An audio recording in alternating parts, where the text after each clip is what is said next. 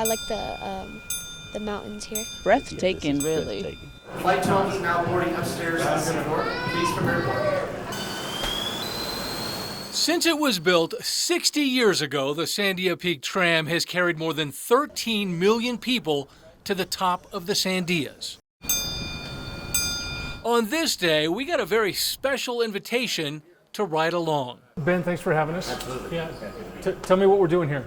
What do I have to do? We're going to ride up on the tram on the roof. Okay. I think it's the best view in Albuquerque for sure.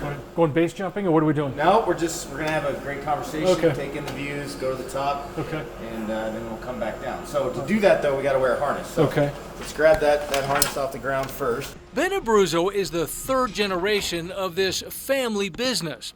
He's been around the tram his whole life. I think living here, we always take for granted how amazing the Sandias are. Just this big piece of granite sticking out of the desert.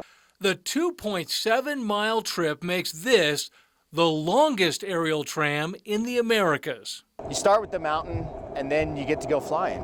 And it's quiet, it's peaceful, and you get to really take it in and enjoy every piece of the mountain. I think that's what it's all about. The tram gains almost 4,000 feet of elevation as it makes its way to the top of the mountain. You can see Colorado, you can almost see Arizona. It's amazing how big our state is, the breadth of the public lands and all of the fun that we get to go have in this state.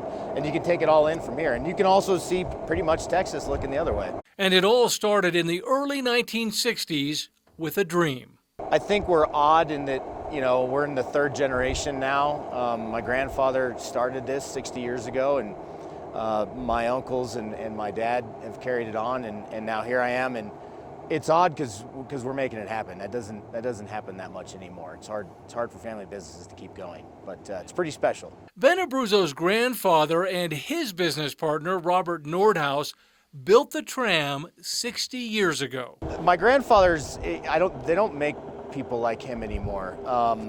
Him and his business partner, Bob Nordhaus, was a 10th Mountain Division guy, Bob was, and they had this vision of putting this tramway on the front side of the Sandias. And we got to remember that Albuquerque ended on like Manal and like Wyoming. So there was nothing up here. It took 5,000 helicopter trips to haul the concrete and the steel to build the two towers that hold the tram. They had a vision. People told them they were crazy. No one would come ride this tramway. No one would want to live in Sandia Heights because they did that too. They saw the vision and they pursued it, and it was hard. It was a hard first decade. Business was slow.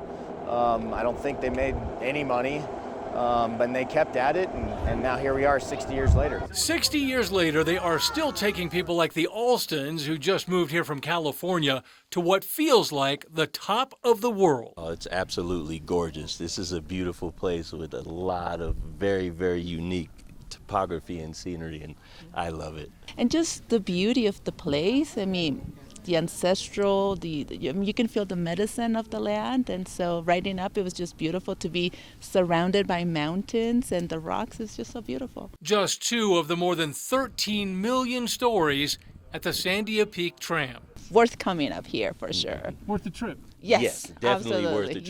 Yes. Yeah. Abruzzo, his family, and everyone who works on the tram are committed to keeping it running for the next 60 years. The tramway is an iconic piece of Albuquerque and the state in total, and I do think you hit the nail on the head. Like, we have a obligation to keep this place going and keep it as part of Albuquerque and a draw for people to come here.